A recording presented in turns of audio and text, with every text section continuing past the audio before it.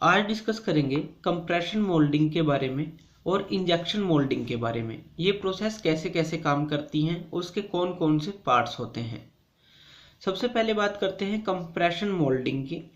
Moulding का मतलब होता है किसी चीज़ को शेप देना। तो कंप्रेशन मोल्डिंग के अंदर हम क्या यूज़ करेंगे, कंप्रेशन का यूज़ करेंगे किसी चीज़ को शेप देने के लिए। तो यहाँ पे देखते हैं, ये फिगर है कंप्रेशन मोल्डिंग की। ये है कंप्रेशन मोल्डिंग की फिगर। ये जनरली यूज होती है थर्मोसेटिंग्स के लिए। जो थर्मोसेटिंग प्लास्टिक होती है उनके लिए। थर्मोसेटिंग प्लास्टिक कौन सी होती है?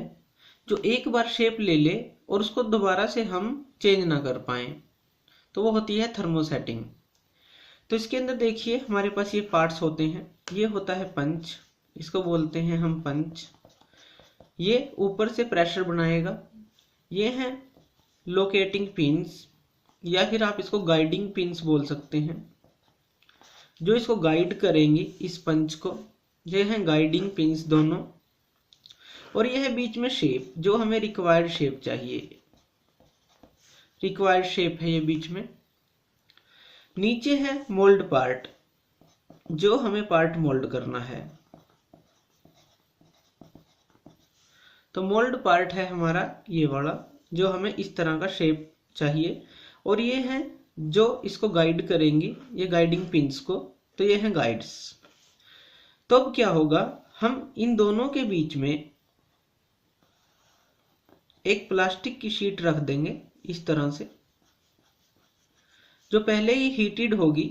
हीटेड है ये, हीटेड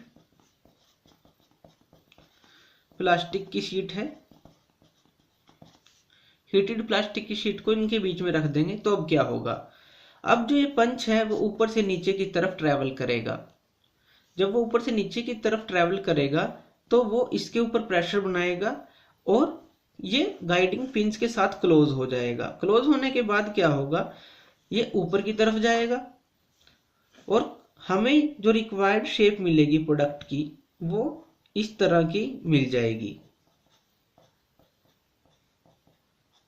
तो रिक्वायर्ड शेप ऑफ प्रोडक्ट है जो, वो हमें इस शेप का मिलेगा, जिस शेप का हमारा मोल्ड पार्ट था या फिर जिस शेप का हमारा पंच था। तो ये जो है ये होगा हमारा रिक्वायर्ड प्रोडक्ट।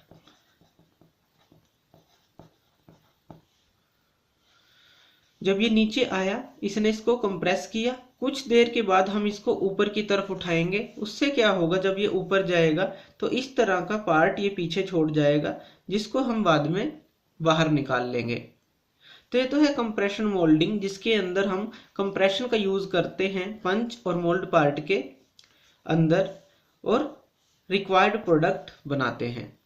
दूसरा है इंजेक्शन मोल्डिंग। उसके लिए ये फिगर देखते हैं। ये है इंजेक्शन मोल्डिंग। इंजेक्शन मोल्डिंग इसको क्यों बोलते हैं, क्योंकि इसके अंदर जो प्लास्टिक है वो हम यूज करते हैं थर्मोप्लास्टिक। इसके अंदर हमने यूज किया था थर्मोसेटिंग। इसके अंदर यूज करेंगे थर्मोप्लास्टिक इंजेक्शन मोल्डिंग में। थर्मोप्लास्टिक कौन से होते हैं, जिनको हम बार बार कोई भी शेप देते रहते हैं गर्म करने के बाद, तो वो हम यूज करेंगे इसमें पाउडर फॉर्म में। तो पाउडर फॉर्म में हम उसको यूज करेंगे। इसको इंजेक्शन मोल्डिंग क्यों बोलते हैं, क्योंकि हम इसके अंदर जो पाउडर फॉर्म है उसको लिक्विड में कन्वर्ट करके इंजेक्ट करते हैं दो डाइज के बीच में। जैसे एक डाई ये है और दूसरी डाई ये है, ये बीच में कुछ स्पेस है। तो ये जो रिक्वायर्ड स्पेस है यही हमें प्रोडक्ट की शेप देता है। यहाँ पे ये है नोजल, ये है नोजल। नोजल लगी है। नोजल क्या काम करेगी, जो मेटल होगा लिक्विड मेटल, उसकी वेलोसिटी को बढ़ाएगी, जिससे कि वो इसके अंदर जल्दी से फिल हो जाएगा। ये जो होता है ये वाटर कोल्ड डाइज होती हैं। यहाँ पे है टोरपेडो, इसको हम बोलते हैं टोरपेडो। टोरपेडो क्या होता है, ये जो चीज है ये है टोरपेडो। टोरपेडो क्या होता है, वैसे तो ये यूज होती है, एक तरह की मिसाइल होती है अंडर वाटर, जो सेल्फ प्रोपेल्ड होती है, छोड़ने के बाद चलती है। लेकिन यहाँ इस टोरपेडो का क्या यूज है, ये हीट करता है।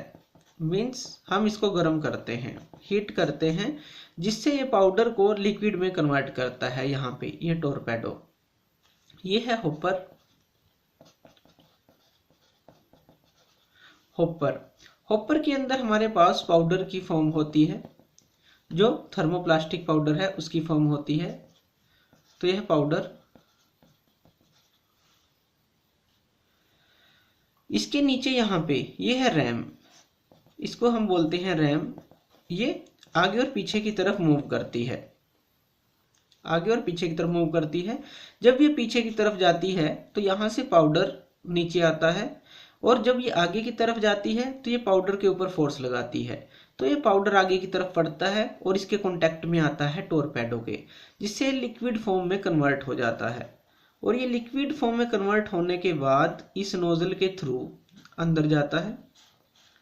ये सारा लिक्विड फॉर्म में कन्वर्ट हो जाएगा, और लिक्विड फॉर्म में कन्वर्ट होने के बाद इस नोजल के थ्रू अंदर एंटर करेगा इस ओपनिंग में, और इस ओपनिंग में एंटर करते ही ये इसके अंदर फिल हो जाता है। जो हमारी रिक्वायर्ड शेप है प्रोडक्ट की, उसके अंदर फिल हो जाता है। और इस तरह से ये इसके अंदर इंजेक्ट होता रहता है, और ये वाटर कोल्ड होता है। थोड़ी देर बाद हम इन दोनों को ओपन करते हैं, और जो हमारा रिक्वायर्ड प्रोडक्ट है, इस तरह का रिक्वायर्ड प्रोडक्ट, जो भी शेप होगी डाइज के अंदर, इस तरह का रिक्वायर्ड प्रोडक्ट हमें मिल जाता है। तो ये होती है इंजेक्शन मोल्डिंग, ये है रिक्वायर्ड प्रोडक्ट। तो इस तरह से हम कंप्रेशन मोल्डिंग और इंजेक्शन मोल्डिंग का यूज करते हैं किसी प्लास्टिक के प्रोडक्ट को बनाने के लिए। तो थैंक यू ये वीडियो देखने के लिए, और ज़्यादा अपडेटेड वीडियोस के लिए आप मेरे चैनल लर्न एंड ग्रो पे मुझे सब्सक्राइब कर सकते हैं। Thank you.